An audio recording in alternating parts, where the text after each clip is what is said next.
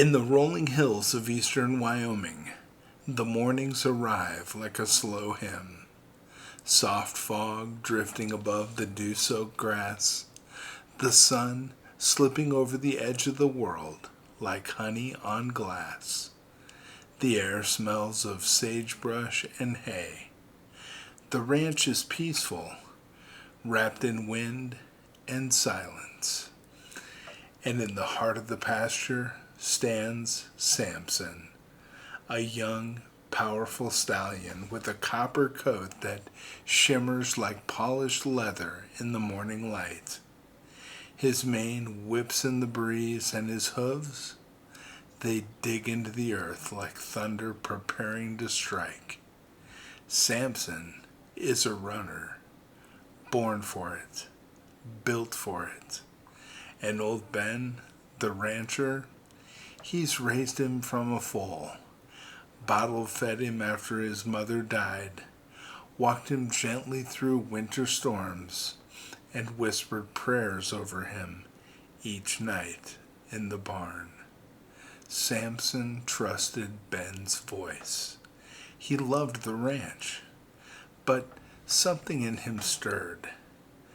"There's more out there," Samson often thought, staring beyond the fence. "I was meant to run where the world has no edges." See, to Samson, the tall wood fence that was hand-built by Ben, sanded and sealed by care, felt less like protection and more like a prison wall. And one August evening, as the cicadas screamed in the cottonwoods, a storm broke over the plains. Lightning danced across the black sky like wild angels, and wind tore at the barn doors, branches creaked, and the fence groaned. By morning, the storm had passed, but the damage remained. A single panel in the north corner of the pasture, near the tallest oak, had split, dangling open like an invitation. And Samson, he noticed it before Ben did. The air was still, too still. Even the birds seemed to pause. Samson paced toward it, slow and deliberate. The opening pulsed in his chest like a heartbeat. He sniffed the edge, nuzzled the splintered wood. "This is my chance." Without looking back, he pushed through and disappeared into the wild. At first, it was glorious. He ran past the familiar ridge, through a grove of aspen trees whose leaves clapped like applause. He raced beside a stream, water spraying his flanks. He bucked and reared and roared towards freedom, hooves pounding like war drums. No gates, no reins, no waiting for permission.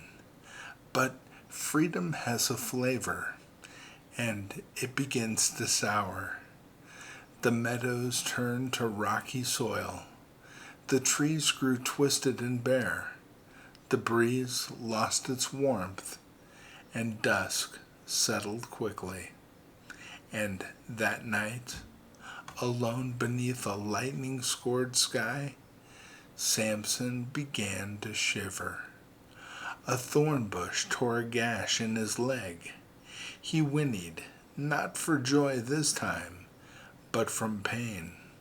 He missed the warmth of Ben's hands, the smell of the oat grain, and the lull of his name called into the evening air. "What have I done? Where am I? Why isn't he here?" But old Ben had never stopped looking.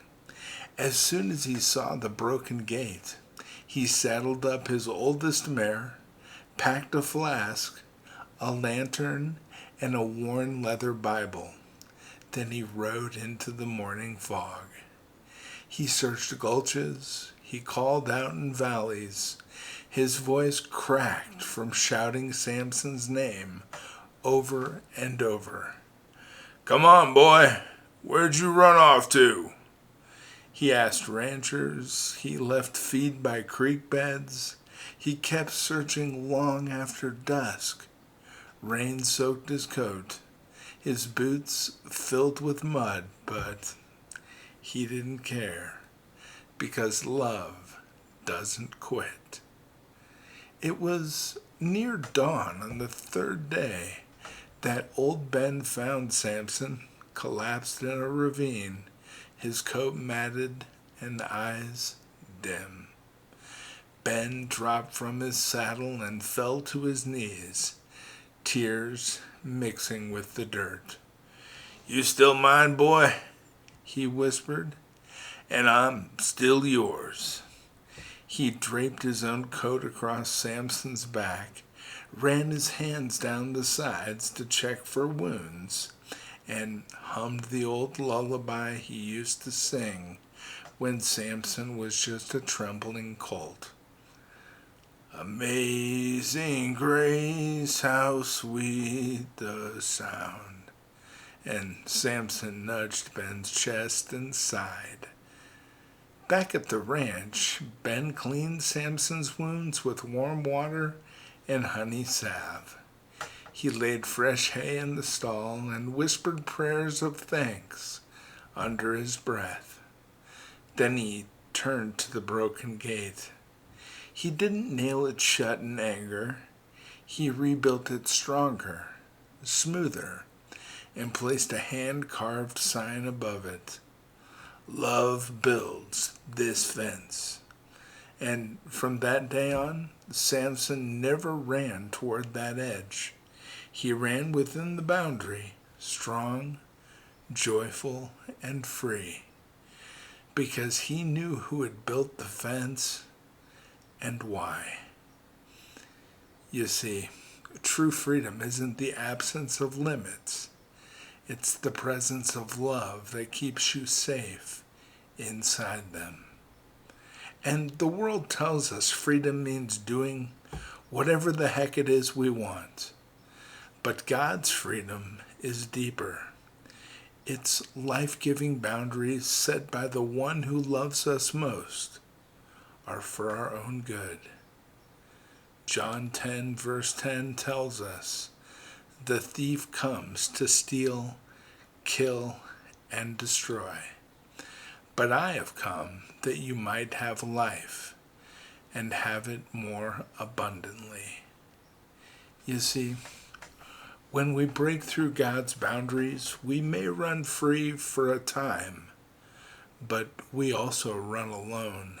And yet, every time we wander, every time we limp back in regret, every time we fear we've gone too far, the shepherd is already searching, calling your name in the dark, holding out his coat, ready to carry you home. Because real independence isn't about running away. It's about running home to the one who never gave up on you, even when the gate was broken. God bless you, my friends.